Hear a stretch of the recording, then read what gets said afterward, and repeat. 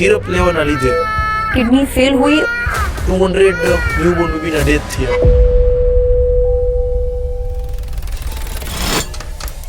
Cough syrup में diethylene glycol की मात्रा 48.6% थी। આ એક ક્રાઇસિસ છે। પેરેન્ટ્સ ગૂગલ પર શોધતા હોય છે કે ઓર્ગેનિક બધું વાડીનું છે, આ ઓર્ગેનિક ગાયનું દૂધ છે।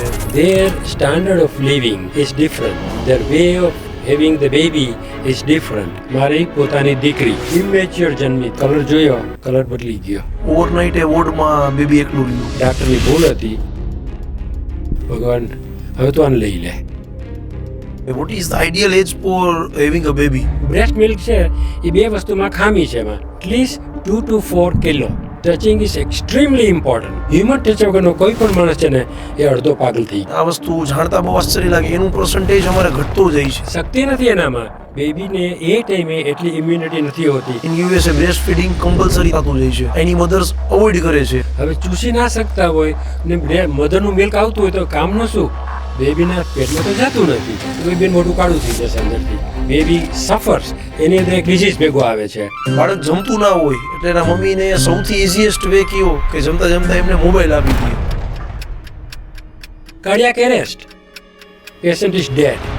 ત્યારે ઘણું બધું પ્રિસ્ક્રિપ્શનમાં ટેબ્લેટ ને બધું ન્યૂબોર્ન બેબી માટે લખીને આપે, એ કેટલું એકચ્યુઅલમાં જરૂરી હોય છે? બે ડિઝીઝ તો ચેક કરવા જ પડે, ટીબી અને બ્રુસેલોસિસ। એના માટે જો બ્રેસ્ટ ફીડિંગ છે ને is the best thing. A problem હતો નહીં જન્મ ત્યારે, એ પ્રોબ્લેમ મા બાપે ક્રિએટ કર્યો છે। મા બાપે જ એ બગાડ્યો છે છોકરાને।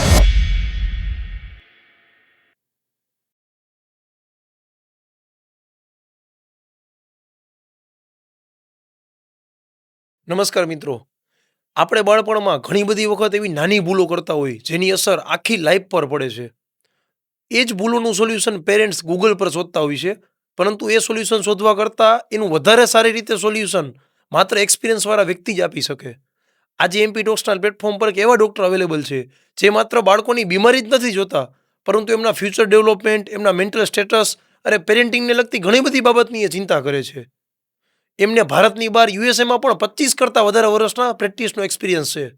સો please welcome paediatrician from USA mister Jayantibhai Bathani on studio. Thank you. પહેલાં આપણે બાળકોના સ્વાસ્થ્ય અને એની ઘણી બધી એવી હેબિટ કે જે પેરેન્ટ પણ ભૂલ કરતા હોય છે, કેટલી વખત એમને ખ્યાલ નથી હોતો એટલા માટે ભૂલ થાય છે, અને કેટલી વખત એ હોસ્પિટલ કે ડૉક્ટર દ્વારા પણ સજેશન આપવામાં નથી આપતું। તો આવી ઘણી બધી બાબતની આજે આપણે ચર્ચા કરવાના છે। ફૂડ તો એકદમ પ્રોપર ડૉક્ટર આપણે આપતા જ હોય, પરંતુ એટ ધ ટાઈમ ઓફ જ્યારે બેબીનો ન્યૂબોર્ન હોય તો ત્યારે ડૉક્ટર દ્વારા ઘણી બધી વખત એવો આગ્રહ રાખવામાં આવે છે કે તમે નોર્મલ ડિલિવરી પ્રિફર ના કરો, સી સેક્શન જ કરો। તો એ અમેરિકાની ને ઇન્ડિયાની બંનેની શું એક જનરલ ટર્મ છે? એમાં એવું છે ને કે બે ગ્રુપ છે। એક ગ્રુપ એજ્યુકેટેડ ગ્રુપ છે, બીજું is not well educated you know. એટલે વેલ એજ્યુકેટેડ વાળા હોય દે વિલ રિયલાઇઝ, એને ખબર, એની કોન્સિક્વન્સીસ કે એનાથી શું થવાનું છે, ફાયદા શું છે, ગેરફાયદા શું છે, એ બધી એને ખબર છે। અને પેશન્ટ એટલા સ્માર્ટ હોય છે ને, એટલે ઘણી વખત ડૉક્ટર પાસે બધું વાંચીને પ્રશ્ન લઈને જ આવતા હોય છે, જ્યારે અહીંયા તો બિચારાને ખબર ના હોય પ્રેગ્નન્ટ થયા છે કે નથી થયા એ સમજાય। એટલે યુએસની અંદર unless and until baby is on a high risk or mother is on a high risk, ત્યાં સુધી અમે કોઈને સી સેક્શન કરતા નથી। નહીં, એમ લાગે કે બેબીનું રિસ્ક છે ને ડેન્જરમાં છે, અગર તો મધરનું રિસ્ક ડેન્જરમાં છે તો જ સી સેક્શન કરીને બેબીને લઈ લેવામાં આવે। મોસ્ટલી કેસમાં only normal otherwise all are normal deliveries. Here situation is little different, whether it's geographical area, whether it's a doctors, the way of doing the practice, they're doing the practice. There everybody is well happy, saturated in their income. Here a new doctor who spends thousands and millions of rupees, so they like to become rich, so they may do little bit malpractice, but again it's a different story here. Yes right. જ્યારે newborn baby Born કરે ત્યારે એમનું ideal weight શું હોવું જોઈએ? Okay, again every કન્ટ્રીઝમાં આપણે જઈએ ને તો દેશ વેરિએશન તો રહેવાનું જ છે, સમજ્યા। ઇવન સિંગલ ઇન્ડિયાની અંદર પણ રિચ ફેમિલી હશે, પુઅર ફેમિલી હશે, બેગર્સ હશે, આ બધામાં આપણે જોઈએ ને તો તેમાંય ફેર પડવાનો છે, કારણ કે પ્રેગ્નન્ટ તો બધાય થાય છે ત્યાં। એટલે એવરેજ વેટ જો તમે ગણતા હો ને તો એટલીસ્ટ સાઉન્ડ ફેમિલી ખાધે પીધે સુખી છે ફેમિલી, એ બધાની અંદર at least 2 to 4 kilo. That is it's a range, normally we expect. There are some babies 2 કિલોથી પણ ઓછા હોય છે. હવે દેટ ઇઝ કોલ્ડ અંડરનરિસ્ડ, બરાબર એનું પોષક મળ્યું નથી એને. અને 4 કિલોથી વધારે પણ હોય છે, 5 કિલો અને 6 કિલો અને 7 કિલો અને આવા પણ હોય છે. હવે એ જ્યારે આવે છે ને ત્યારે શું છે, એની અંદર એક ડિઝીઝ ભેગો આવે છે કે 7-8 કિલોનું છોકરું હોય તો ડાયાબિટીસ ફ્રોમ ધ બર્થ એ આવી જ ગયું હોય, સમજે ને. એટલે there is another problem, over eating, under eating અને નોર્મલ ઇટિંગ. એટલે ત્યાંની પ્રજાની અંદર ગુડ ઇટિંગ, વેલ ઇટિંગ, ઓવર ઇટિંગનો થોડોક એવો વિચાર કરો કે કોઈ અંડરનરિશ નથી હોતું. બરાબર છે. ન્યૂબોર્ન બેબી જ્યારે આવે છે, આપણે એમને હોસ્પિટલથી ઘરે લઈને આવી છીએ. જનરલી એવું કેસમાં ઇન્ડિયામાં આવું થતું હોય, હું તમને થોડી ઇન્ડિયાની વાત કરું, કે એના રિલેટિવ્સ આવે, ફ્રેન્ડ્સ આવે, બહુ નજીકના જે ક્લોઝ રિલેટિવ્સ હોય એ લોકો એમને મળવા માટે તરત જ આવે, સેમ ડે અથવા નેક્સ્ટ ડે. તો એ લોકો ન્યૂ બેબીઝને ટચ કરે, એમને ખોળામાં લઈએ, રમાડે, સમટાઈમ્સ દે કિસ ધ ચીક.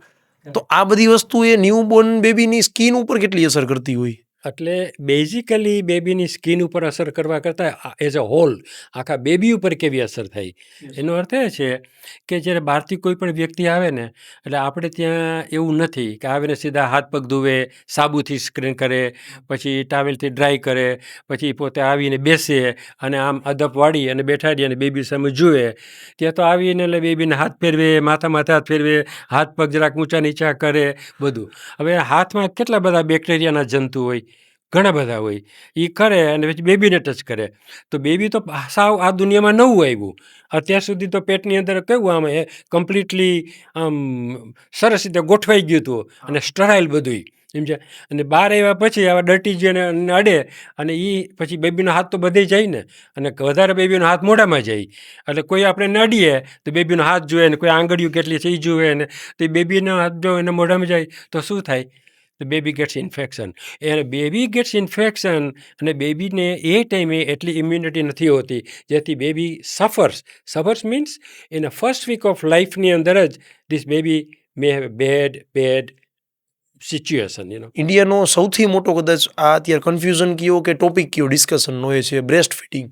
જે ઇન્ડિયામાં જે નવા મમ્મી બને છે, લાઈક યુએસએ કલ્ચરમાં કેવું હજી બી બ્રેસ્ટ ફીડિંગ છે. અત્યારે ઇન્ડિયામાં ઘણી બધી વખત એવું જોયું છે કે શરૂઆતથી જ એમને મિલ્ક પાવડર કે બહારનું આઉટસોર્સ જે કરેલું મિલ્ક હોય એ બેબીઝને આપી દે છે. એ વસ્તુ ઉપર તમે શું કહેશો? અચ્છા, હવે અમેરિકામાં શું છે, હવે 60 વર્ષ પહેલાંની વાત કરું ને, સમજ્યા ને, 50-60 વર્ષ પહેલાંની, તો ત્યાં એટ ધેટ ટાઈમ ત્યાં એટલું બધું બ્રેસ્ટ ફીડિંગનું હતું નહીં. ધીરે ધીરે અમે ડૉક્ટરો બધા એના ક્લાસીસ લઈએ મધરના, પ્રેગ્નન્ટ મધરના, સમજ્યા ને. અને એ બધા આવે, ત્યાં આવીને સાંભળે અને પછી અમે કહીએ કે તમારે શું કરવું જોઈએ. એટલે એક વસ્તુ એ છે કે એ ટાઈમે બ્રેસ્ટ ફીડિંગનું એટલું મહત્ત્વ નહોતું અને બ્રેસ્ટ ફીડિંગનું ઇમ્પોર્ટન્સ છે એટલું બધું ખબર નહોતી. પણ જેમ જેમ સમય જતો ગયો ને, આપણે ખબર પડવા માંડી કે બેબીને સરસ રીતે ગ્રો કરવું હોય, સારી રીતે ફિઝિકલી, મેન્ટલી, સોશિયલી, બધી રીતે આપણે સરસનું બનાવવું હોય ને, તો એના માટે જો બ્રેસ્ટ ફીડિંગ છે ને, ઇઝ ધ બેસ્ટ થિંગ.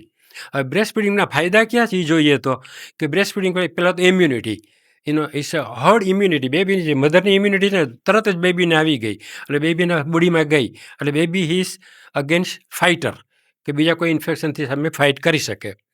અચ્છા, હવે એ બ્રેસ્ટ ફીડિંગ કરે છે તો સાથે સાથે mother is holding the baby. જ્યારે માનો હાથ બેબીને અડે, ટચ થાય, તો ટચિંગ ઇઝ મોસ્ટ ઇમ્પોર્ટન્ટ. બેબીનો હાથ માથે ફેરવીએ, હાથમાં હાથ ફેરવીએ, પગે કરીએ, અંગૂઠા ઉપર ફેરવીએ, ગાલે હાથ મધર ફેરવતી હોય, એ અડતી હોય અને કંઈક મનમાં બોલતી પણ હોય, ગીત કે એવું કંઈક, સમજ્યા ને, કગર હાલડું ગાતી હોય. તો એ જે ટચિંગ છે ને, ટચિંગ ઇઝ એક્સ્ટ્રીમલી ઇમ્પોર્ટન્ટ. બીજું, એ તેડી અને પોતાના ખોળામાં લેશે, બ્લેન્કેટમાં લઈને, અને ખોળામાં જે લેશે ને તો એની સાથે એનું જે બોન્ડિંગ થાય છે ને, eye to eye bonding, Now remember, this is most important કે માની આંખ અને બેબીની આંખ એ બે આંખથી આંખ જુએ છે ને તો બેબીના સબકોન્શિયસ માઇન્ડની અંદર માની આંખી પ્રિન્ટ થતી હોય. તમે જેમ આ કેમેરામાં જેમ છપાઈ જાય છે ને એવી રીતે બેબીના સબકોન્શિયસ માઇન્ડની અંદર થાય. અને એ બેબી જ્યારે મોટું થાય ને ધ બેબી વિલ રિયલાઇઝ. બેબીને ખબર છે કે હું જન્મથી મારી પાસે કોણ કોણ હતું, કોણે મને હાથ ફેરવ્યો હતો, એ બધું ખબર પડે એને. એટલે એટલા માટે જોઈએ ને તો bonding is important, touching is important, breast feeding is important. Breast ફીડિંગનું મોસ્ટ ઇમ્પોર્ટન્ટ જે ન્યુટ્રિશનલ વેલ્યુ છે ને, કારણ કે મધરનું જ છે, કે કંપનીમાં તો બન્યું નથી. એટલે એની અંદર જે કન્ટેન્ટ છે ને એ બધા આર્ટિફિશિયલ કન્ટેન્ટ આવ્યા જ નથી કોઈ, અને પ્યોર નેચરલ બધું આવ્યું છે. પહેલાં તો બોટલમાંથી પાવડરમાંથી તો કંપનીમાંથી આવે, કંપની વડે ભૂલ કરી હોય તો કંઈક બીજું આવે એની અંદર, સમજ્યા. પણ આ તો પ્યોર. અને another thing is the temperature. મધરનું જેટલું ટેમ્પરેચર છે, મધરના બ્લડનું, મધરના બોડીનું અને મધરનું બ્રેસ્ટ મિલ્કનું is the same temperature like baby. So equal temperature જ્યારે બોડીના પેટમાં જાય તો એ બેબી છે ને tolerates very well. Then giving the from રેફ્રિજરેટરમાંથી કાઢીને આ બોટલમાં હલાવી અને મોઢામાં આપી દઈએ અને એમ કીધે કે pure that's a cold water. તો એ baby can not tolerate right away, કારણ કે ઇટ્સ અ કોલ્ડ. જ્યાં સુધી એ કોલ્ડ મિલ્ક 98.6 અગર તો 37 ડિગ્રી સેન્ટીગ્રેડ ન થાય ત્યાં સુધી એ દૂધ પડ્યું રહેવાનું છે અહીંયા. એટલે મધરનું મિલ્ક તો અહીંયા તો કેવું આવ્યું, ઇન્સ્ટન્ટ વોર્મ.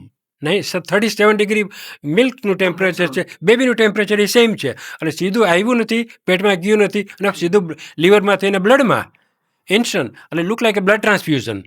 એટલે so breast feeding is really important. એમાં બે ટોપિક આપણે ડિસ્કસ કરી શકીએ. એક તો પ્રોપર પ્રોડક્શન જ નથી, તો એ મધરને સમજી લો બ્રેસ્ટ ફીડિંગ પોસિબલ જ નથી, તો એ અલ્ટરનેટ શું આપી શકે ન્યુટ્રિશન તરીકે? પહેલાં તો જે મધરને દરેક મધરને બ્રેસ્ટ મિલ્ક આવે જ, સમજે. પણ ન આવે ને તો એનો જે ડૉક્ટર હોય ને, OB doctor, he will find out what's the problem, અને હી વિલ એન્કરેજ. કદાચ એને ક્વોન્ટિટી ઓછી આવે, કદાચ એને પૂરતી ક્વોન્ટિટી ના આવે, 4-6 અંશ એકી સાથે ન આવે, પણ 1-2 અંશ આવે. પણ એ 1 અંશ પણ આવે છે ને, દેટ ઇઝ એટલું જ અગત્યનું છે. ક્વોન્ટિટી કેટલી છે, 6 અંશ બેબી લે છે કે 1 અંશ લે છે, ઇઝ ઇમટીરિયલ. પણ એ 1 અંશમાં બેબી ગયું માંડ, તો 1 અંશ તો ગમે એવી માં હોય ને તો એટલું તેને નીકળે જ. એટલે એ અગત્યનું છે. બીજું, પણ ધારો કે કોઈ પણ મધરને કોઈ પણ કારણ છે, કોઈ રિલિજિયસ કારણ હોય કે કોઈ એવી માનતા માની હોય કે કોઈ તમારે નથી કરવું, સમજ્યા. તો એના માટે 2 સોર્સિસ છે આપણી પાસે. એક તો પાવડર મિલ્ક, અને બીજી રેડીમેડ મિલ્કની બોટલ જ આવે છે એ, અને ત્રીજું કાઉસ મિલ્ક. એટલે આ 3 સિવાય બીજો કોઈ ચોઈસ નથી. Cows milk we can prefer as a substitute of breast feeding. એમાં થોડુંક ધ્યાન એ રાખવું પડશે કાઉસ મિલ્કમાં, કારણ કે આપણને જે ગાયમાંથી એ દૂધ આવે છે એ ગાયની ખબર નથી. એ ગાયને કયો ડિઝીઝ થયો હતો કે અત્યારે છે એ આપણને ખબર નથી. તો એ ગાયને એનો વેટરનરી ડૉક્ટર હોય એની પાસે ચેક કરાવી લેવાનું. બીજી વસ્તુ, એ ન કરવું હોય તો જે ગાયનું દૂધ છે યુ બોઇલ ઇટ. અહીંયા બોઇલિંગ શબ્દનો અર્થ લોકો સમજતા જ નથી. અહીંયા શું છે, ઊનું કરીને આંગળી નાખે કે આ પીવા જેવું થઈ ગયું છે. ના, એને બોઇલ ના કહેવાય. બટ વોટર જેમ ઉકળે, કેમ આમ પાણી ઉકળતું કેમ હોય, એ તો દૂધને ઉકાળવું પડે એટલીસ્ટ મિનિમમ 5 to 7 મિનિટ્સ. એ ઉકળે એટલે બધા જે એનિમલના બેક્ટેરિયા કે એનિમલનું ટીબી હોય કે બ્રુસેલા હોય, આવા કોઈ ડિઝીઝ હોય એનિમલમાં, તો એ બધા મરી જાય અને બેબી ઇઝ સેફ. ઘણી બધી વખત પ્રેસ્ક્રિપ્શનમાં જ્યારે ડિસ્ચાર્જ કરતા હોય, ઘરે લઈ જવાનો ટાઈમ આવે ત્યારે ઘણું બધું પ્રેસ્ક્રિપ્શનમાં ટેબ્લેટ ને બધું ન્યૂબોર્ન બેબી માટે લખીને આપે. એ કેટલું એકચ્યુઅલમાં જરૂરી હોય છે? Very good question. એ છે ને, અહીંયા હવે અમુક ડૉક્ટરો લખવા માંડી ગયા છે, પણ ઘણા ડૉક્ટરોને હજુ થોડુંક એનું ટીચિંગની જરૂર છે. હવે એમાં શું છે કે બેબી જન્મે ને એટલે એના હાડકાં છે ને, બધા હાડકાં એ એટલા બધા પોલા અને સોફ્ટ હોય ને કે તમે જે દિશામાં એનું હાડકું રાખો ને એ દિશામાં એનું હાડકું વળી જાય, સમજ્યા. અને એ વળે નહીં એટલા માટે most important is vitamin D. Vitamin D 400 આ ઇન્ટરનેશનલ નંબર્સ આવે છે. તો 400 ઇન્ટરનેશનલ યુનિટ જે આવે છે એ તમે રોજ બેબીને આપો. ક્યારે આપવું? બેબીને આપ્યા પછી તરત જ દૂધ પીવડાવો. અગર દૂધ પીવડાવીને તરત વિટામિન ડી આપો, કારણ કે વિટામિન D3 છે ઇઝ અ ફેટ સોલ્યુબલ, અને ફેટમાં જે ઓગળે એટલે મધરની ફેટ હોય એમાં જ જાય. એમનું પાણીમાં આપો તો એ ઓગળે નહીં, અરે એ તો નકામું અહીંથી નાખ્યું ને ત્યાંથી નીકળી ગયું એના જેવું થાય. એટલે એ એક ઇમ્પોર્ટન્ટ વસ્તુ છે કે વિટામિન ડી 400 યુનિટ્સ બેબીને રોજ જમતા પહેલાં કે જમ્યા પછી તરત જ આપવાનું. જમ્યા પછી આપો તો વધારે સારું. એ એક વસ્તુ.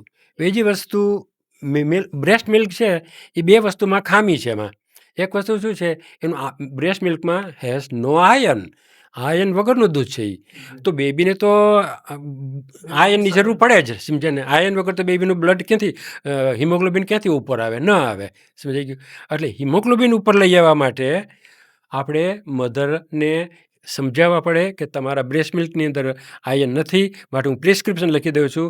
અને આ જે ટ્યુબ, આ જે બોટલ છે, ડ્રોપર છે, એની અંદર લખ્યું છે 0.4 ml તમારે રોજ બેબીને આપવાનું. અગેઇન વેરી ઇમ્પોર્ટન્ટ કે એ જ્યારે આયર્ન આપે બેબીને તો થોડી વાર થશે ને તો બેબીને મોઢું કાળું થઈ જશે અંદરથી. એટલે મોઢું કાળું થઈ ગયું તો પછી જાશે નહીં. તો એના માટે શું કરવાનું કે બેબીને પહેલાં, અહીંયા ભૂલ નથી કરવાની, પહેલાં બેબીને આઈના ડ્રોપ્સ આપી તરત જ બેબીને મિલ્ક આપવાનું. એટલે શું થયું, વોશ આઉટ થઈ ગયું.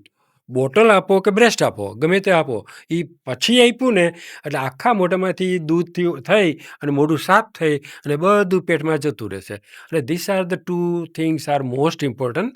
અને ડિપેન્ડિંગ અપોન ધ મધર્સની ફાઇનાન્શિયલ સિચ્યુએશન અને તો પછી બી કોમ્પ્લેક્સ પણ સાથે આપી શકીએ.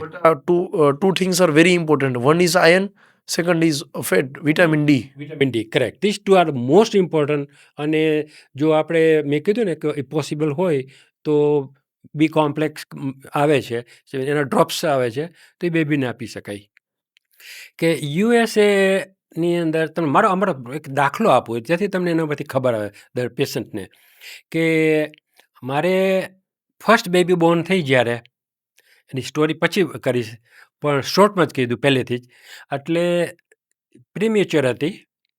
પ્રીમેચ્યોર કરતાં એ વર્ડ ઇમેચ્યોર હતી. 6 મહિનાની હતી. બહુ જ પ્રીમેચ્યોર કરતાંનું જુલુસ. એની આંખોય બંધ હતી, ખુલ્લી નહોતી. સમજ્યા? બંધ પછી તો ટાઈમ લાગશે ખુલતા એમ. તો એને જ્યારે મિલ્ક આપવાનું થયું ત્યારે તમે જે મને પ્રશ્ન પૂછ્યો ને શરૂઆતમાં જ કે મધરને મિલ્ક ન હોય, ઇનફ ન હોય તો એનો શું જવાબ કરવો? તો અમારા કેસની અંદર મારા મિસિસને ઇનફ મિલ્ક નહોતું, પણ અમારે બ્રેસ્ટ મિલ્ક ચાલુ રાખવું હતું. તો ત્યાં 2 સિસ્ટમ છે. એક છે, મને પણ ખબર નહોતી ત્યાં રહીને, પણ ત્યાં એ સિસ્ટમ હતી કે અહીંયા કેમ બ્લડ બેંક છે, કોઈને ઓપરેશન કરવું પડે અને બ્લડ જોતું હોય તો બ્લડ બેંકમાંથી રેડ ક્રોસમાંથી લઈ આવવાનું. તો ત્યાં છે ને બ્રેસ્ટ મિલ્ક બેંક હોય છે. એટલે ત્યાંથી આપણે ઓર્ડર કરી દઈએ કે આટલા અંશ આ રૂમ નંબરમાં આટલી આ બેબીને જરૂર છે, એટલે તમારું પેક થઈ તમને બ્રેસ્ટ મિલ્ક ત્યાં મળી જાય.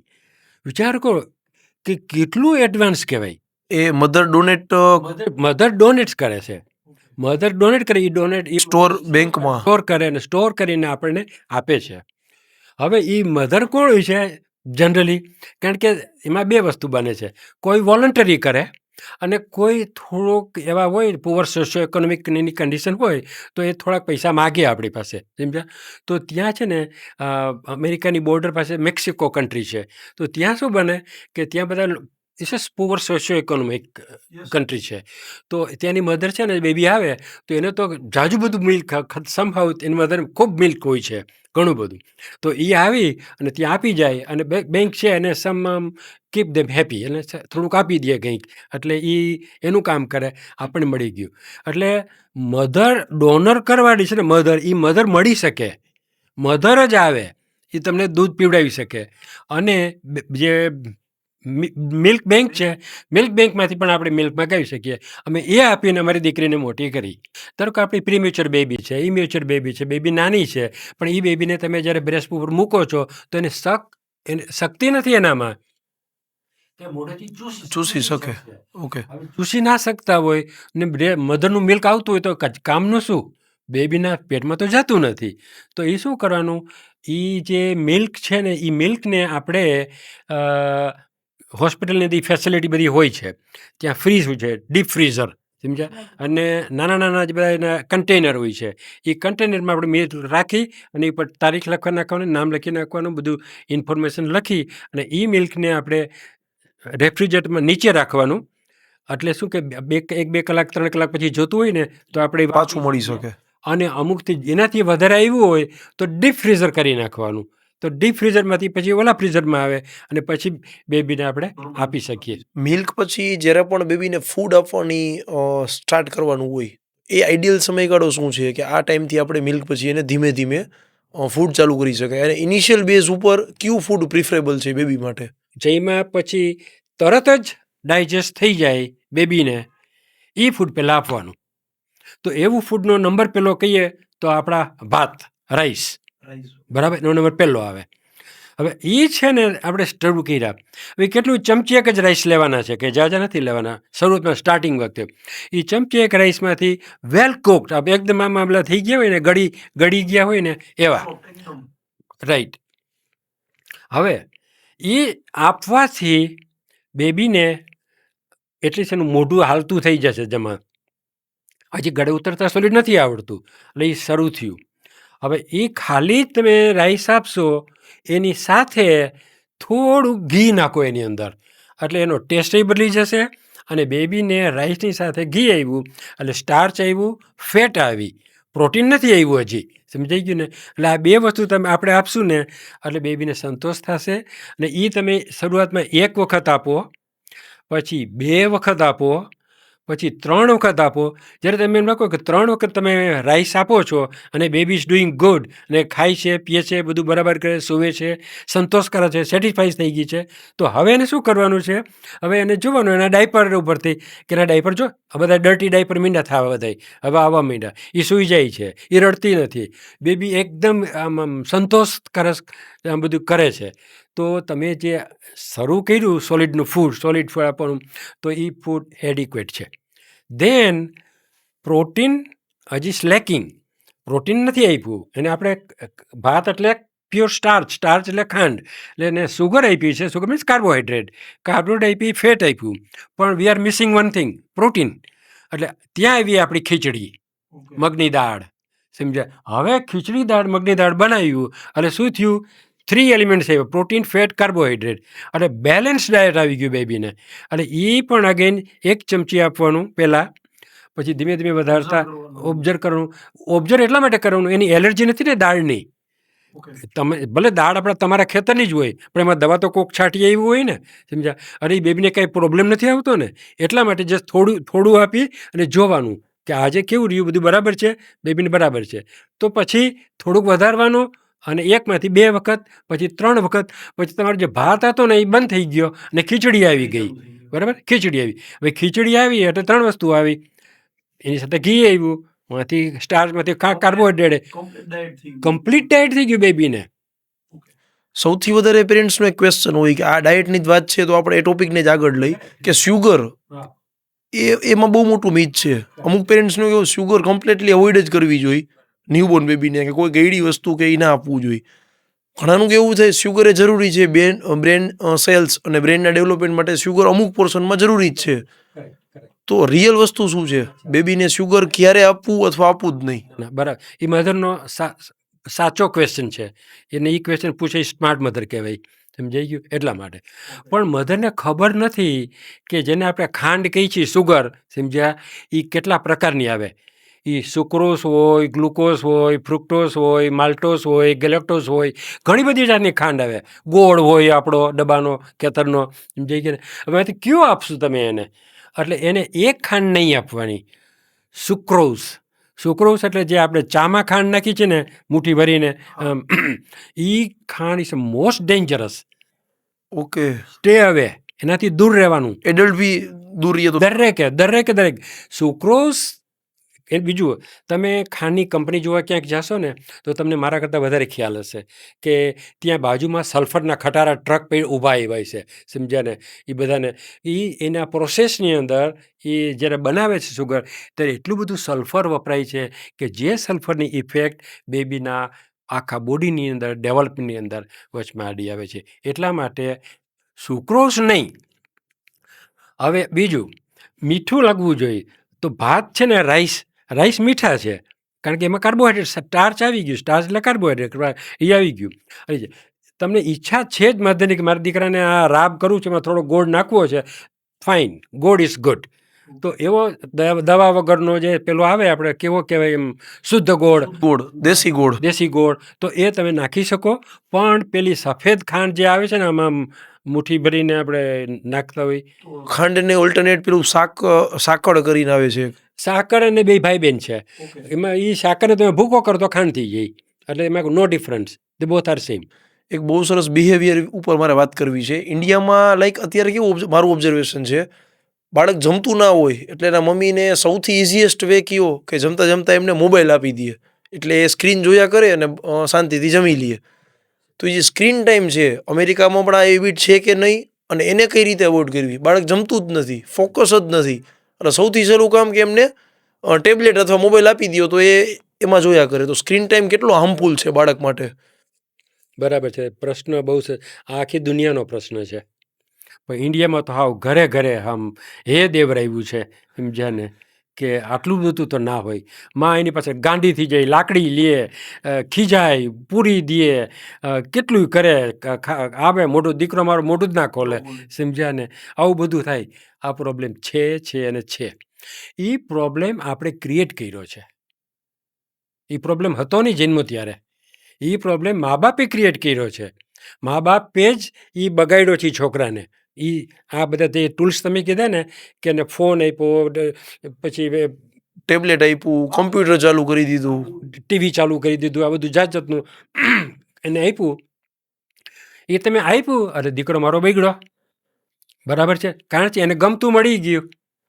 એ ગમે છે ને શા માટે? કે એનું માઇન્ડ કોરી પાટી જેવું છે. શું? માઇન્ડ ઇઝ કોરી પાટી.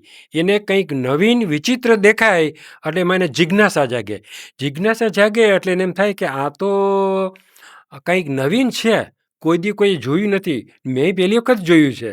અને એ છે ને, એ જોયા જ કરશે. એમાં એને ઇન્ટરેસ્ટ પડ્યો એટલે એ દુનિયાની અંદર શું ચાલે છે, એની મા બાજુમાં બેઠી છે કે એને રોટલો ખવડાવો છો કે ખીચડી ખવડાવો છો, ભાત ખવડાવો છો, દાળ ખવડાવો છો, એને કાંઈ ખબર નથી. એ છોકરાને નજર સ્ટ્રેટ એની આંખ અને એની પાસે જે આ બધા ટૂલ્સ આપણે મૂકી દીધા ને, એ ટૂલ્સની સામે જોઈ ને એ ખાધા જ કરશે. એને ઓવર ઇટિંગ થઈ જશે તો એને ખબર નહીં પડે કે હું હવે મારું ભરાઈ ગયું પેટ, એ નહીં ખબર પડે. માં જ્યારે બંધ કરશે કે આ થઈ ગયું બધું હવે, ત્યારે એ ઊભો થશે. ધ્યાન છે જ નહીં જમવામાં. એને ખબર નથી શું ખાય છે, કેટલું ખાય છે, ક્યારે ખાય છે. એટલે ક્વોલિટીની ખબર નથી, ક્વોન્ટિટીની ખબર નથી, ટાઈમિંગની ખબર નથી, એને કાંઈ ખબર નથી. હવે જેને ખબર જ નથી એ છોકરાને તમે ખવડાવો છો, શું ખાય છે એ ખબર નથી, તો એ છોકરાને એનું એ જે ફૂડ ગયું ને શરીરની અંદર, એની કોઈ પોઝિટિવ ઇફેક્ટ નથી. Food is A medicine. Food as is the food so is the મન. જેવું અન્ન એવું મન, જેવું અન્ન એવો ઓડકાર, જેવું અન્ન એવી એની લાઈફ. હવે આ આપણા 3 આપી દીધા આપણને કે અન્ન એવું મન. તો એને સારું ખોરાક ખાય, પણ એમાં સારું તો આપે છે, પણ એનું નજર જ નથી કે હું દાળ ભાત ખાઉં છું. એનું ધ્યાન તો ત્યાં છે, એટલે એના મગજમાં કાંઈ ખબર, હું જમું છું એમને ખબર જ નથી. એ તો એનું પેટ ભરાઈ ગયું, આમ ઊભો થઈને હાલતો થઈ ગયો. એટલે આ જે ક્રિએટેડ પ્રોબ્લેમ છે ને, તો પેરેન્ટનો જ વાંક છે. પેરેન્ટનો જ 100% ફોલ્ટી કહી શકાય કે આ તમે ઊભો કરેલો પ્રશ્ન છે, આ પેલા હતો નહીં. હજી એક એવો પ્રશ્ન છે, ડાયપર થી ઘણી વખત સ્કિન રેસીસ ને એવું થતું હોય છે, અને વેટ વાઇપ્સ યુઝ કરવા જોઈએ કે નહીં, આ આખો ટોપિક ડિબેટેબલ છે. કંઈ વાંધો નહીં, it is okay. It's simple question છે અને એનો સિમ્પલ આન્સર છે. પહેલાં તો શું છે કે જે નેચરલ વસ્તુ છે ને, ડુ ધેટ થિંગ ફર્સ્ટ. સમજ્યા? જેટલું આપણે કેમિકલમાં જશું ને એટલું થઈ શકે, પોસિબલ છે, કરવું જોઈએ એવી સિચ્યુએશનમાં, એમાં અગેન્સ્ટમાં નથી. પહેલાં છે ને, આપણે પેલા નાના હતા ને લેટ્રિન ટોયલેટ જતા હતા ને પાણી લઈને જતા હતા, અને અત્યારે પણ આપણા બાથરૂમની અંદર પાણી છે. એટલે water is the best thing to clean it. Number 1 એ થયું વોટર. અને તમારે નેપકિનના ત્યાં થપ્પો રાખવાનો, એ વાપરું એને ડ્રાય કરી નાખ્યું, આમાં અડાડી દીધું બધું, અને પાણી બધું ડ્રાય થઈ ગયું, લઈ લીધું, ચૂકાઈ ગયું. અને પછી તમે એને સિમ્પલ કોટનનું પહેરાવો, અગર કે પછી એને ડાયપર, બધા ડાયપર્સ આપો, બેમાંથી ગમે તે એ વીટી દો, દેટ ઇઝ ફાઇન. બીજી વસ્તુ, હવે તમે એવી સિચ્યુએશનમાં છો કે તમે ક્યાંક મિટિંગમાં છે, કોઈને ઘરે ગયા છો, તો તમે પેલો ડબોળી જશો ભેગો વાઇપ્સનો, સમજ્યા? એટલે જ્યારે બેબીને ત્યાં ડાયપર બદલવું હશે તો ત્યાં તમે બેબીને વાઇપ કરશો, આમ સાફ કરશો, એ કરી અને વાઇપ્સ તમે ડ્રેસમાં નાખી દેશો અને બેબીનું ડાયપર ત્યાં બદલી જશે. This are the 2 alternative 2 things R available. હવે બીજું શું છે કે બેબીને તમે 24 કલાક, ન્યૂબોર્નની બેબીની વાત કરું છું, કારણ કે મોટાઓની નથી વાત કરતો. તો ન્યૂબોર્ન બેબીને શું છે કે તમે 24 કલાક ડાયપર રાખો ને તો અંદર બફાઈ જાય. એને થોડું ખુલ્લું રાખવું પડે, થોડીક વાર. તમે જ્યારે ડાયપર બદલતા હો ને થોડીક અંદર બીજું કપડું માથે નાખી દેવાનું, કદાચ યુરિન કરે તો ધાર મારે તો બધી આજુબાજુ ભીનું ના થઈ જાય. એટલે એને ઢાંકી દો, અને થોડું હવા નેચરલ એરથી ડ્રાય થાય ને તો રેસ્ટ ના થાય. નહીંતર શું થાય કે તમે એને પોતાની ગરમીથી અંદર તે ગરમીથી એ અહીંયા છાથણની અંદર આમ ઓલું લાલ રેડિશ જેવું થઈ જાય, પછી બે પગની વચ્ચે નીચેના પગમાં પણ એવું થઈ જાય, એરાઉન્ડ એનસની અંદર એવું થઈ જાય, એ થાય. એટલે એક વખત વોટરથી સાફ થઈ ગયું, અગર તો તમે પેલા ક્લિનેક્સ આવે છે એનાથી તમે સાફ કર્યું, પછી થોડીક વાર રહેવા દેવાનું, અને પછી ટેક સમ સિમ્પલ વેસેલિન, રેગ્યુલર વેસેલિન, કંઈ નથી કરવાનું, પેટ્રોલ જેલી કહે ને એ લઈ અને ચપટું આમ કરી અને થોડું બધામાં નીચેના ભાગમાં ઉપરના ભાગમાં લગાવી દીધું, એટલે હાઈ ક્લાસ થઈ ગયો. એટલા માટે કે વેસેલિનને પાછું યુરિન અડશે નહીં, એટલે એની ચામડી સાથે કોન્ટેક્ટ નહીં થાય. એટલે શું થયું, એટલે નેક્સ્ટ ટાઈમ ધારો કે તમે બેબી તો કહે તમે હજી હમણાં બદલાવ્યું તો પાછું યુરિન કરે, એને ખબર તો નથી, તો ઓલી જરાક વેસેલિન લગાવી હોય ને એટલે એ સીધું ડાયપરમાં જ જશે અને એની ચામડીને યુરિન નહીં અડે. નહીં તો યુરિન ચામડીને એડા જ કરે તો એનું ત્યાં પછી એને ઇરિટેશન થાય ને ઇરિટેશનમાંથી રેસ્ટ થાય ને રેસ્ટ થાય પછી તમે ડૉક્ટરને ફોન કરો કે મને ટ્યુબ લખી દો, અને એ થાય. બરાબર. એ વાત ઉપર જ આપણે આવી કે સૌથી વધારે મેડિસિન, એ બહુ લાંબો ડિસ્કશનનો ટોપિક છે. ઇન્ડિયામાં એક એવો કેસ બન્યો કે સિરપ લેવાના લીધે 200 ન્યૂબોર્ન બેબીના ડેથ થયા, 200 જેટલે. તો જે એક્સટર્નલ સિરપ આપણે લઈ છીએ કફની સિચ્યુએશનમાં કે કોઈ પણ, તો એ સિરપ કેટલી યુઝફુલ છે, એ લેવી જોઈએ કે નહીં? અમુક સિચ્યુએશન એવી આવે કે જેમાં કમ્પલસરી એક્સટર્નલ મેડિસિન લેવી જ પડે. સપોઝ ફીવર આવ્યો તો પેરાસિટામોલ ઇઝ હાર્મફુલ, બટ એ લેવી જોઈએ કે નહીં? અચ્છા, જુઓ, હવે ડૉક્ટર તરીકે શું બોલું ને, તો કે કોઈ પણ પેશન્ટ માંદું આવે એટલે દવા તો જોઈએ જ, એટલે એનો ધંધો જ છે, એ લખી દે. પણ તમે આપણે કોઈ પણ પેશન્ટ લઈએ, બાળક લઈએ કે મોટા લઈએ, આજે તમને થોડુંક અનકમ્ફર્ટેબલ ફીલ થયું એટલે રાઈટ વે કંઈ તમારે દોડવાની જરૂર નથી, સમજ્યા? એટલે આપણી જે સિમ્પલ ઘરની હોય ઘરની વસ્તુ, કે આપણે ઘરની અંદર જાઓ કે તાવ આવ્યો, સમજ્યા ને, એટલે તાવ તો કપડાં ટાઈટ કપડાં અને બે ચાર શર્ટ ને જે બ્લુ જીનનું પેન્ટ ને બધું હોય એને બદલે તમે લેંગો પહેરાવો, પેલું જબલા જેવું પહેરાવો, એટલે એટલીસ્ટ એને હવા તો મળે. અને જુઓ, અને તમે ટેમ્પરેચર મેજર કરો. હવે there is a low grade fever અને fever, anything less than 100 nothing to be worried. 100થી નીચે તમારો પારો દેખાડે ને કાંઈ ઉતાવળ કરવાની જરૂર નથી, એ તાવ નથી. 100 ઉપર ગયો ને દેટ ઇઝ તાવ. 100 ઉપર ગયો એટલે તમારે ટ્રીટમેન્ટ કરવાની. આ એક લાઇન ડ્રો કરી દીધી આપણે, બરાબર? એટલે આ લાઇનથી આમ ક્રોસ થયા તો ટ્રીટમેન્ટ, આ બાજુ નથિંગ ટ્રીટમેન્ટ. તમે ટ્રીટમેન્ટ નહીં કરો ને તો 2-4 દિવસમાં ઓકે થઈ જશે, અને ટ્રીટમેન્ટ ચાલુ રાખશો ને તો 7 દિવસમાં ઓકે થઈ જશે. એટલે હવે તમારે શું કરવું છે? 5 દિવસમાં કરવું છે સારું કે 7 દિવસમાં? કારણ કે most of the 90% of the disease in a newborn in a small children is because of એક જ કારણ, સિમ્પલ વાયરસ. અને સિમ્પલ વાયરસની એન્ટીબાયોટિક ના હોય, પણ ડૉક્ટર તો તમને લખી દેશે આ એન્ટીબાયોટિક છે, આ છે, તે છે. અને બીજું, હવે કફ સિરપ કીધું, બરાબર? હવે કફ સિરપની અંદર આપણે વાંચવું પડે એને કન્ટેન્ટ શું છે, સમજ્યા? એની અંદર સિરપની અંદર એક તો ડાય હોય, કલર હોય, સુગર હોય, ત્યાર પછી જોઈએ તો એન્ટીહિસ્ટમિન હોય, પછી કફ સિરપમાં ડેક્સ્ટ્રોમિથોર્ફેન હોય, પછી ફેનલ એફ્રાઇટ હોય, એટલે 4-5 વસ્તુ કફ સિરપની અંદર આવે. એમાંથી કોઈ કંપનીવાળો 2 નાખે ને કોઈ કંપનીવાળો 3 એડ કરે, કોઈ 5 ભગવે. ટુ કમટી, હા, ઓકે. હવે તમારા છોકરાને કઈ દવા આપવી, એટલે તમે કહો સ્ટ્રોંગ હોય એ આપો, સમજ્યા? સ્ટ્રોંગ એટલે સ્ટ્રોંગ છે ને એકચ્યુઅલી તો દવાની જરૂર જ નથી, સમજ્યા? પણ તમે કીધું સ્ટ્રોંગ આપો એટલે એ તમને સ્ટ્રોંગ જ આપશે. હવે ડોઝ કેટલો આપશો, દેટ ઇઝ ધ પ્રોબ્લેમ.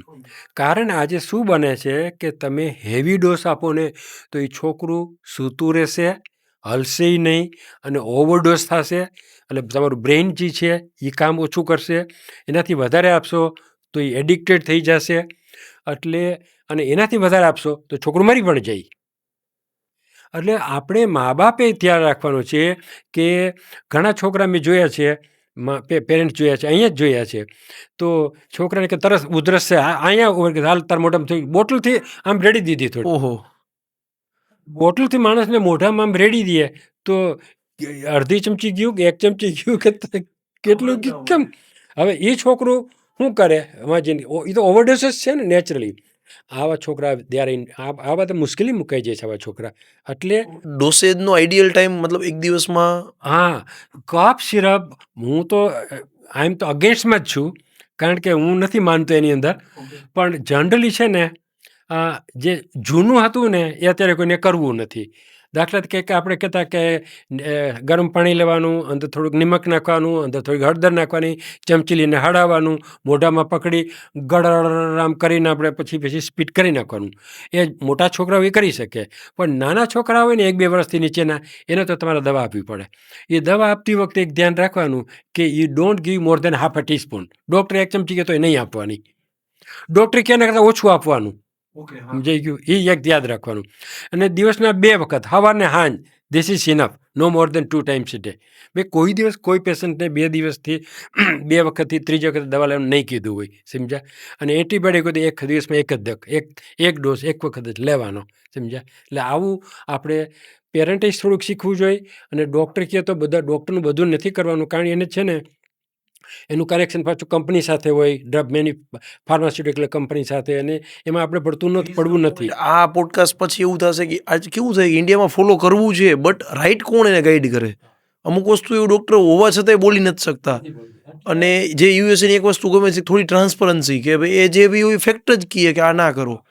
તો આ પછી ઘણા બધા પેરેન્ટ્સ આના ઉપર ધ્યાન આપશે અને આ વસ્તુ ચેન્જ કરશે. સાચી વાત છે. આપણે હોય જેવું ડૉક્ટરને પૂછવાનું, જે હોય તે જ કહેજો, સમજ્યા? તમને એમ કે ને શરદી છે, તો શરદી તો વાયરસથી હોય, તો એન્ટીબાયોટિકની શું જરૂર છે ડૉક્ટર? વાયરસ તો મરવાના નથી એન્ટીબાયોટિકથી. આ ક્વેશ્ચન આન્સર કરવા માટે કેટલી વાર કેવું થાય છે, પેરેન્ટ્સ પાસે નોલેજ હોતું નથી કે એન્ટીબાયોટિક શું, શરદી છે, એના લીધે ખબર પડે. એક્ઝેક્ટ. પણ અમારા ઇન્ડિયન કલ્ચરમાં કેવું સાંભળવાનું એ જ બધી વસ્તુ આવે છે, યુઝફુલ નથી. ઇન્ફોર્મેટિવ વિડીયોઝની ટેવ ઓછી, એટલે અમે એક હેબિટ સ્ટાર્ટ કરી છે જેમાં વિચાર સારો છે તમારો. બેબીને લગતા ઘણા ક્વેશ્ચન થયા. એક ક્વેશ્ચન આપણે પેરેન્ટ્સને લગતો પણ લઈ કે what is the ideal age for having a baby? Good, very good.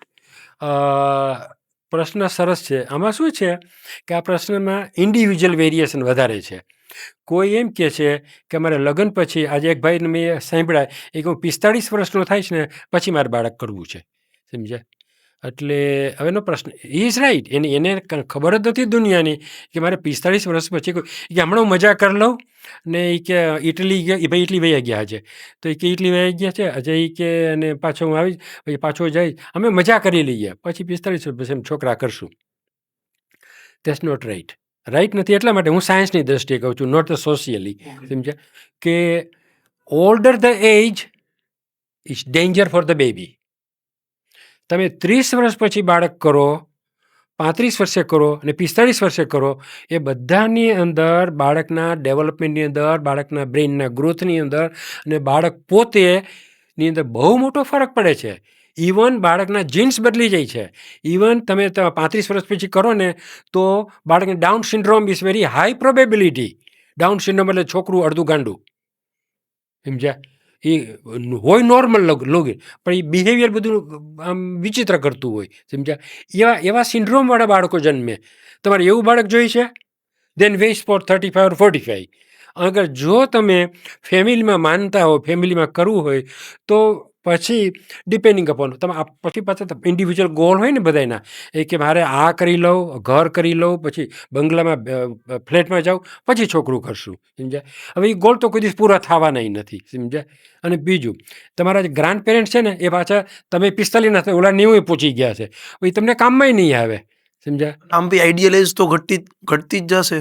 એટલે પ્રોબ્લેમ શું છે કે કોઈ પણ ફેમિલીમાં if they want have a family તો બેસ્ટ થિંગ છે વેડિંગ, લગ્ન થઈ ગયા હોય પછી તમે 2-3 4-5 વર્ષ તમે એન્જોય ફરી કરી આવો અને પછી ઇટ્સ નાઇસ ટુ ક્યાંય ત્યાં સુધી તમારી લાઈફ સેટલ થઈ ગઈ હોય, તમારું ઘર સેટલ થઈ ગયું હોય, તમે કંઈ અફોર્ડ બેબી માટે કંઈક લેવું કરવું, ફાઇનાન્શિયલી બી કેપેબલ હોય. તમે ગેટિંગ મોર મેચ્યોર. કારણ કે 18 વર્ષે છોકરીને લગ્ન થયા બિચારીને શું ખબર હોય, સમજ્યા? તો ઓલી 22 વર્ષે થયા હોય એને થોડી ખબર પડે, પણ પછી જ્યારે 25-30 વર્ષ ને પછી તેને બધી ખબર પડે, સમજ્યા? તો એ ટાઈમે તો એક ફેમિલી હોય ઇઝ ગુડ, કારણ કે this is all individual things, સમજ્યા? હવે ભાઈ મેં કીધું 45 વર્ષે કરવું છે, હવે એને એ એજ્યુકેટેડ છે, ડિગ્રીવાળો છે, અમેરિકાથી રિટર્ન થઈને આવ્યો છે, તો પણ હવે એનું મગજ આવું છે. અને અમારી ઘરના બધી લેડીઝ બેઠી હોય ને બધી હસતી હોય, એમ કહેતી હોય કે મૂર્ખ છે એ, કે સમજ્યા? હવે એને એ મૂર્ખ લાગે છે ને એ ઓલો બીજા કોઈકની યંગ છોકરી હોય એમ અમારે કહેવાની જવાની, સમજે ને? તો એને વહેલું કહ્યું, છોકરા મોટા થઈ ગયા અત્યારે. Individual variation, but don't wait to ટૂંકમાં જેટલું લેટ કરશો એટલું તમારા બાળક માટે સારું નથી. એઝ અ ડૉક્ટર જ્યારે કોઈ નવો પીડિયાટ્રિશિયન પ્રેક્ટિસ કરતા હોય, ઇન્ડિયામાં કોઈ સ્ટુડન્ટ્સ હોય, હમણાં પ્રેક્ટિસ જોઈન કરી હોય, તો એના માટે વધારે તમારો આન્સર યુઝફુલ થઈ શકશે કે એમને પ્રેક્ટિસની વધારે ઓપોર્ચ્યુનિટી ઇન્ડિયામાં છે કે યુએસએમાં છે as a paediatrician? Paediatrician, we need paediatrician here, આપણે પીડિયાટ્રિશિયન બહુ જરૂર છે. આજે ગામડાના છોકરાઓ તો પીડિયાટ્રિશિયન હું ખબર જ નથી કોઈને, ડૉક્ટર પાસે જાય એ વૈદ્ય જેવા ડૉક્ટર પાછા, એ એમડી કે એવા MBBS નથી જતા. એટલે ગામડામાં તો અવેરનેસ લઈ આવવાની બહુ મોટી જરૂર છે. કારણ શું છે કે એને ક્યાં ડૉક્ટર પાસે જવું એ જ ખબર નથી.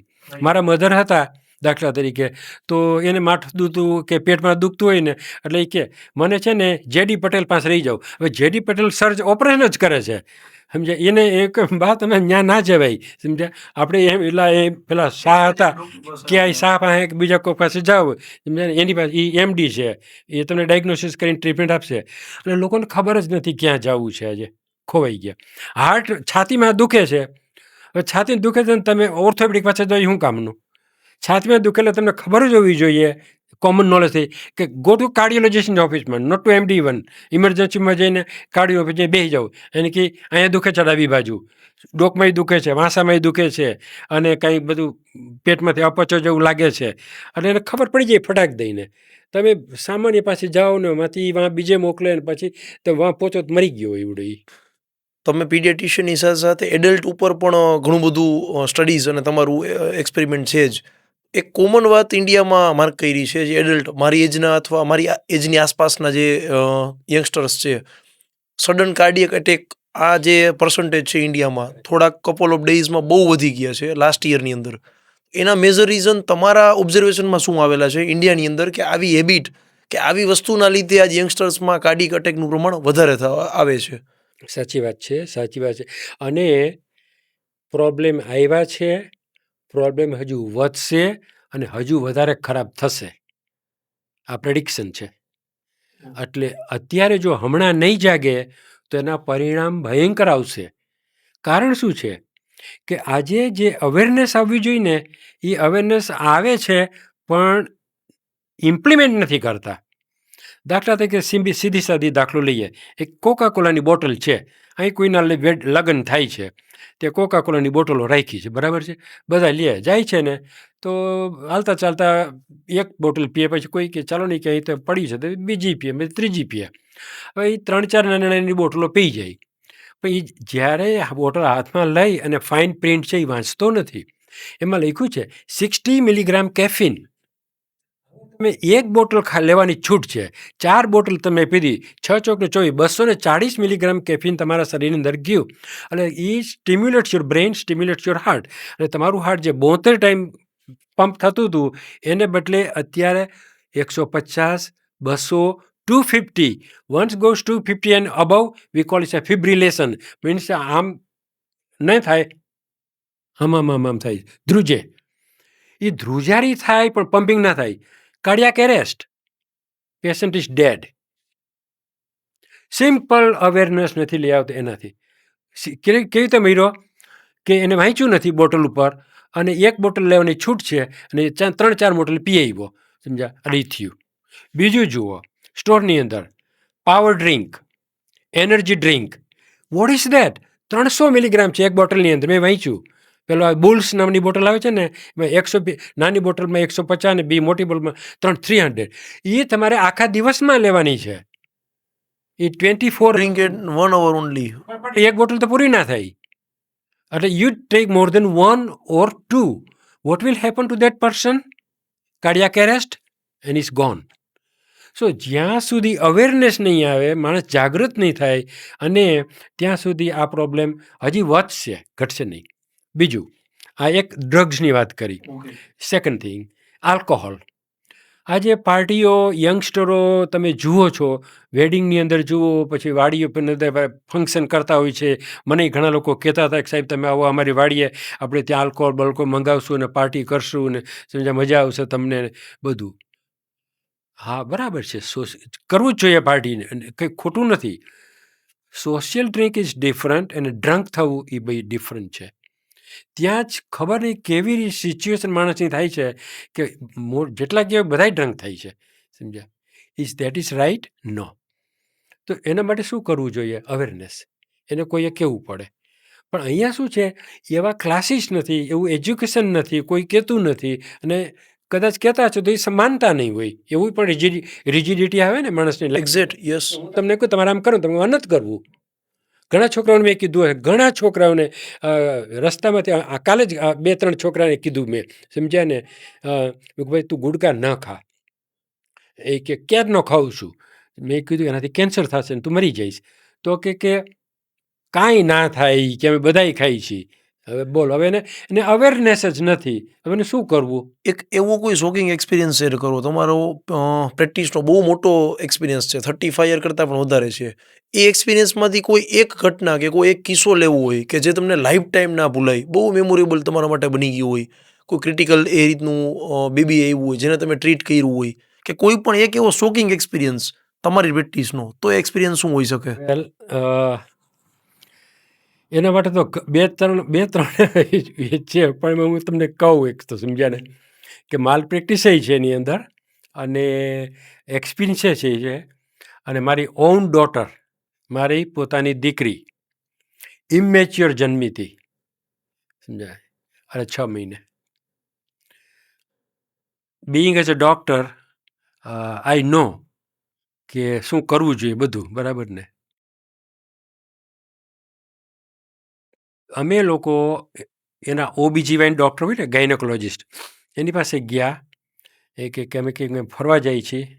ઓ સી ઇઝ ફાઇન, કે કોઈ પ્રોબ્લેમ નથી, જાઓ ફરી આવો.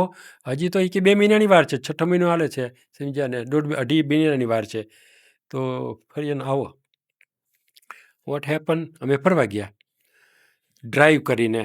હવે ન્યૂ જર્સીથી ડ્રાઈવ કરીને અમે ત્યાં ગયા હોય, લગભગ 3000 માઇલ જેવું થાય. ત્યાં ગયા, પછી માઉન્ટેન ઉપર ગયા, અને મેડમને એમ થયું કે કંઈક પેટમાં અનકમ્ફર્ટેબલ લાગે છે. Pain start. હા. હવે ઉપર છો, ગામમાંય નથી, અને આજુબાજુના ગામ જે આવે ને, નાના નાના ગામ આવે. તો પેઇન વધતો ગયો. હવે શું કરશું? એટલે હું સાયકોલોજી તરીકે કાંઈ નથી, ધીસ થિંગ હેપન્સ. અને મેક્સિમમ જે ગાડી માઉન્ટેનમાં ચલાવે ને, એવી રીતે ગાડી ચલાવી, સમજ્યા ને, ઉપરથી નીચે ઉતરવા માટે. ઓકે. ઉપર ગયા, ઉપરથી નીચે તો પેલા આવવું પડે ને, પછી ગામ આવે. તો રોડ ઉપર આવ્યા, ઉપરથી ગાડી ફાસ્ટ ડ્રાઈવ કરીને. એટલે એ રિસ્કી જ કહેવાય ને, આવવું પડે. રોડ ઉપર આવી અને લોસ એન્જલસ જે મોટું સિટી છે ને, એના સબબ પાસે અમે પહોંચી ગયા. અને અમારા એક ફ્રેન્ડ હતા, મેં કીધું કે ચાલો ને અહીંયા એની ઘરે જઈએ, આપણે થોડો આરામ કરીએ. તો મેં આરામ કર્યો. ત્યાં ગયા, કોન્ટ્રાક્શન વધતું ગયું. મને એમ કે કદાચ શાંત પડી જાય, હવે આપણે શાંતિથી બેઠા છીએ, આરામ કરી છીએ, કંઈક શાંત થઈ જાય તો વાંધો ન આવે તો સારું. પણ કોન્ટ્રાક્શન વધતું ગયું. આઈ એમ નર્વસ મેન, આવું કંઈ થાય ને તો પહેલાં મને નર્વસનેસ આવે, પછી હિંમત આવે, સમજ્યા. એટલે હું તો ઘડીએ ઘડીએ બાથરૂમ જાઉં, સમજ્યા. ને ઇન્દુ મને એમ કે કોન્ટ્રાક્શન, મેં કીધું કંઈ નથી, ધીસ ઇઝ ઓકે, નોર્મલ થઈ જશે. હવે તો નહીં, હવે તો એ કે જવું જ પડશે. એટલે એમ્બ્યુલન્સ આવી, હોસ્પિટલ ગયા. હોસ્પિટલ કાઉન્ટીની નાની હોસ્પિટલ હતી, બહુ સગવડતા નહોતી. જે ઇન્ક્યુબેટર હોય ને, આઇસોલેટ રાખ્યું ટેમ્પરેચરનું, એ ઠંડુ હતું. પ્લગ કરેલું હોવું જોઈએ, પણ ઠંડુ હતું, કોઈ હતું નહીં ત્યાં. ડૉક્ટર હતા, એક નર્સ હતી, એક બે. એ કે ડૉક્ટર કે યુ સ્ટાર્ટ સ્ક્રબિંગ, એટલે તમે કે તૈયારી કરવા માંડો, કે કદાચ કે બેબી હમણાં જ જન્મી જાય, સમજ્યા. તો હજી તો હું સ્ક્રબ કરું છું ને, એ સ્ટ્રેચર ઉપર હતી અને બેબી આવી ગયું 6 મહિને. એ કે બેબી મારા સાથે કે એમાં ગલગલિયા થાય છે ને, કે અહીંયા જન્મે છે, હાથ ને પગ આમાં હલબલ આવે છે. અને મેં તો એ બધું ઓલું નાખીને, સમજ્યાને દોડ્યો ત્યાં, જોયું. ઓકે ભગવાન, એવા ટાઈમે ભગવાન તો યાદ આવે છે. એટલે ભગવાનને યાદ કરીને, ભગવાન હવે શું થશે, હિંમત આપ. ખરેખર જે ભગવાને હિંમત આપી છે ને, ઇટ્સ અનબિલિવેબલ. એવી ક્રાઇસિસની અંદર જે હતું ને એ હોસ્પિટલમાં ઇક્વિપમેન્ટ્સ હતા જ નહીં, એમ સમજો ને. અને બેબીને ફર્સ્ટ વસ્તુ એ જ કરવી પડે કે પેલું કપડાથી વીંટી દેવાનું, સમજ્યા. એટલે એની ટેમ્પરેચર છે ને, એની ઠંડુ ના થઈ જાય બેબીનું શરીર, સમજ્યા. કારણ કે બધું બહાર તો ઠંડુ હોય, તો એટલે એ બેબીનું ગરમ શરીર હતું ને, એટલે એ વીંટી. અને મેં તો આમ રાખ્યું, પછી આઇસોલેટ શરૂ થયું. પછી હવે શું કરવું, હવે તો પછી શ્વાસ ધીમે ધીમે ક્યારેક થોડા લેવાતા હતા બેબીથી. પછી કલર જોયો, કલર બદલી ગયો. મેં કીધું ભગવાન હવે તું આને લઈ લે. એવી જ પેલી ફિલિંગ આવી, કારણ કે એનો કલર છે ને, નહીં તો કેવું હોય, આ વાયર છે આમ લાલ ગુલાબી ફેસ હોવો જોઈએ, એને ડાર્ક બ્લુ જીન હોય ને, આવો કલર થઈ ગયો.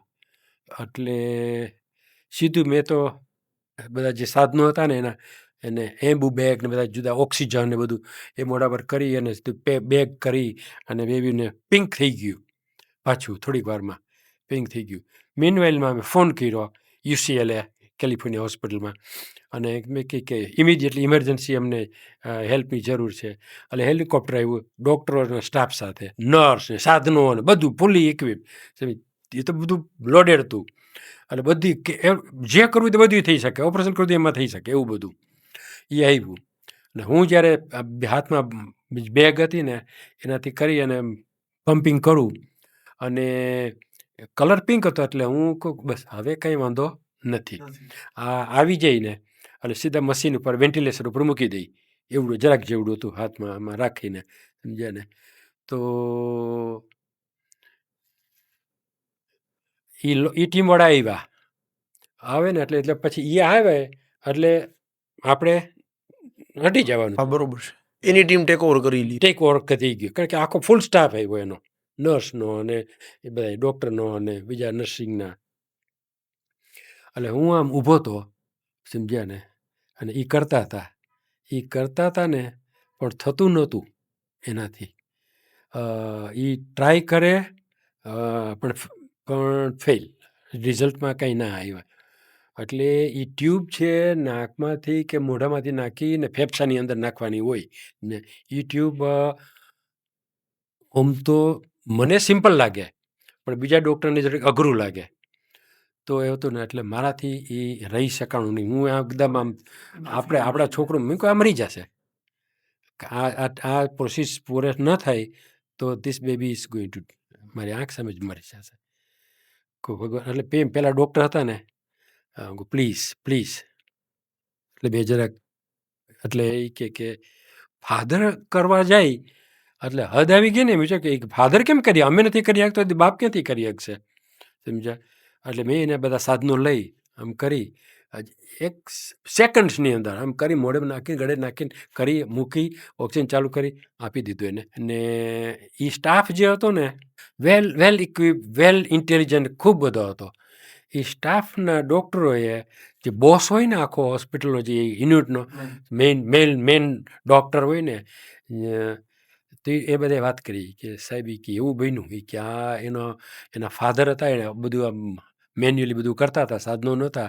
અમે ગયા, અમે કર્યું, અમારાથી ના થયું એટલે અમને ધીરેકથી કે બાજુમાં લઈ અને એને જરાક આમ કીધું, અમે એને ચાન્સ આપ્યો.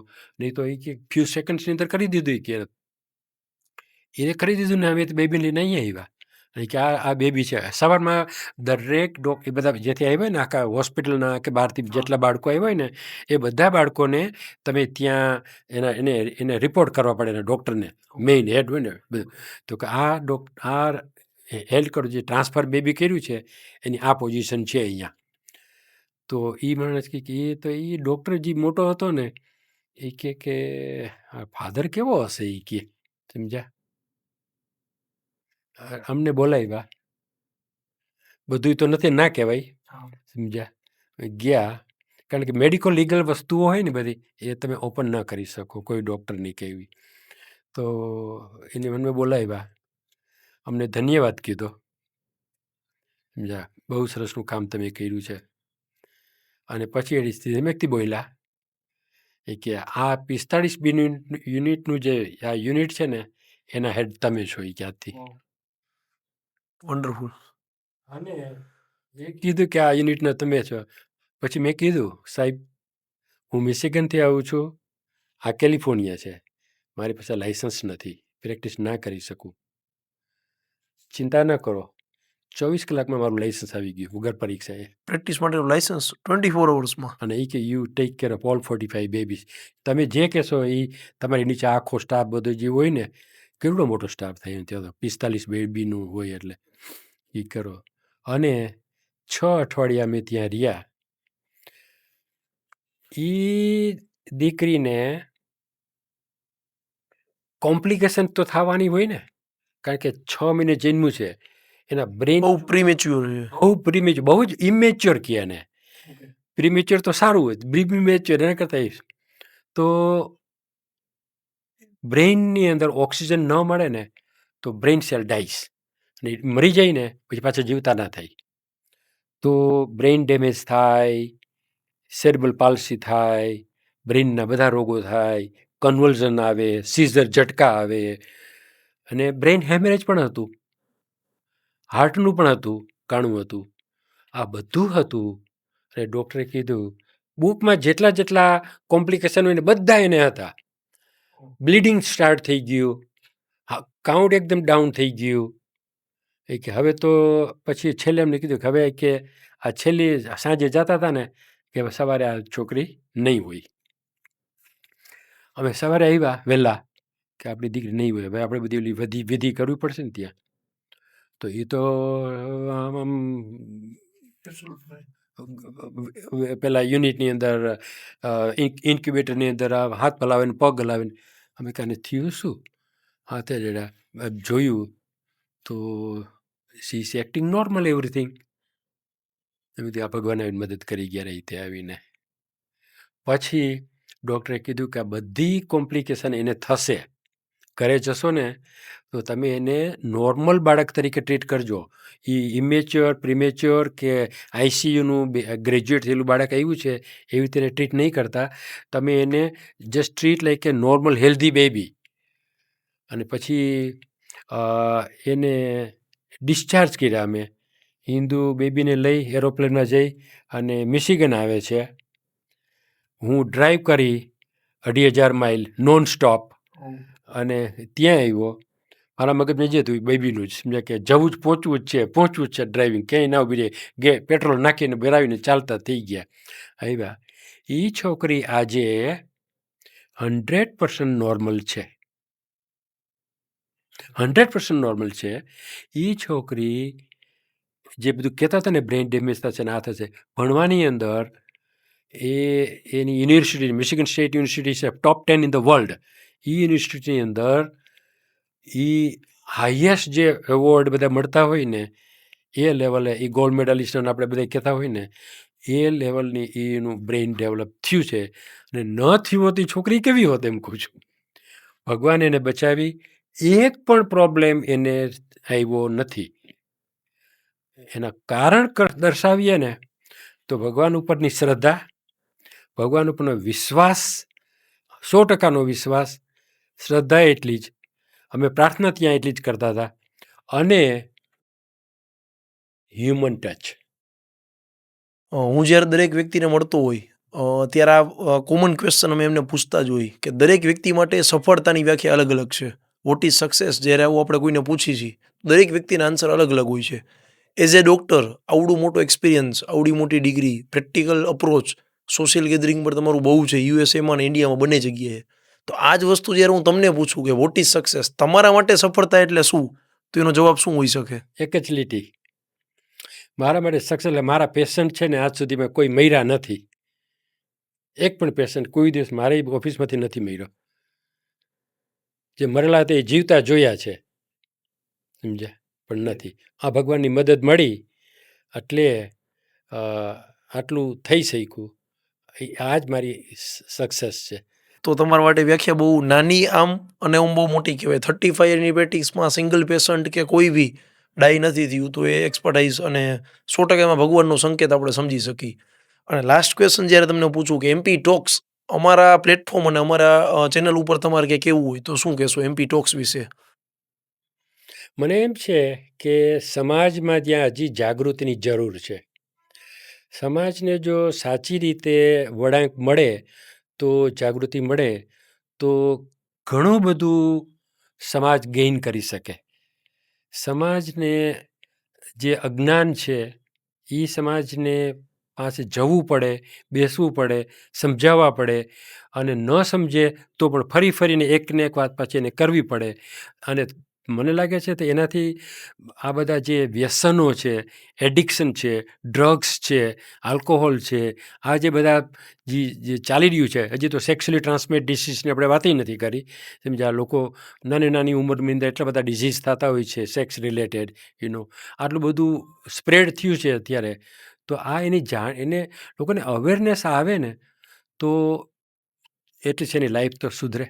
સમજ્યા, એટલે આના માટે ડૉક્ટરો, પેરામેડિકલ સ્ટાફ, તમારા જેવા લોકો સાથે મળીને બધા કરે, અને જેટલું સમાજ વધારે ઉત્કૃષ્ટ અને જાગૃત એટલા પ્રોબ્લેમ ભવિષ્યમાં ઓછા. અને હજી ટેકનોલોજી આવવી બાકી છે, અને એ જ્યારે મશીન આવશે ત્યારે તો કોણ જાણે શું થશે, ત્યારે માણસ ગોતવો મુશ્કેલ થઈ પડશે. એટલે તમે જે કામ કરી રહ્યા છો ત્યારે one of the super good job તમે કરો છો. જોબ તો ન કહેવાય, પણ જે તમે અલર્ટનેસ તમારામાં આવીને તમે આ જે વિચાર આપી રહ્યા છો ને, અને તમને એમ છે કે અમે કંઈક કરીએ સમાજની અંદર કે તેથી સમાજની પ્રગતિ થાય, સમજ્યા, ગામની પ્રગતિ થાય. Thank you very much once again. તમે શું કે તમારા ઇન્સાઇટફુલ થોટ્સ અમારી જોડે શેર કર્યા. બહુ પ્રેક્ટિકલ અને ઓર્ગેનિક કન્વર્ઝેશન હતું. બહુ જ મજા આવી ને આઈ હોપ સો અમારા બધા વ્યુઅરને પણ મજા આવશે. હજી પણ તમને આખા કન્વર્ઝેશનમાં ક્યાંય પણ વેલ્યુ એડિશન જેવી વસ્તુ લાગી હોય તો સબસ્ક્રાઈબ અવર ચેનલ, મેક્સિમમ લોકો સુધી પહોંચાડો જેથી અવેરનેસનો આ યજ્ઞ બહુ વધારે લોકો સુધી ભારત અને ભારતની બહાર પહોંચી શકે. ફરી મળીએ નવા એપિસોડમાં. જય હિન્દ.